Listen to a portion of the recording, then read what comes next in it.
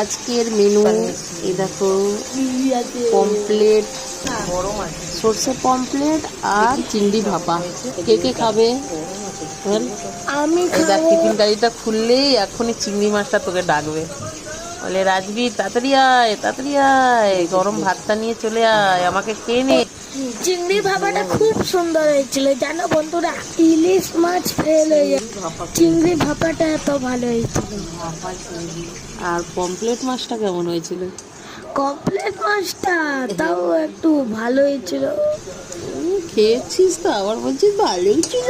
তিনটা খেয়েছি জানো বন্ধুরা, ভালো হয়েছিল। আর রাতের বেলা 4টে খেয়েছি।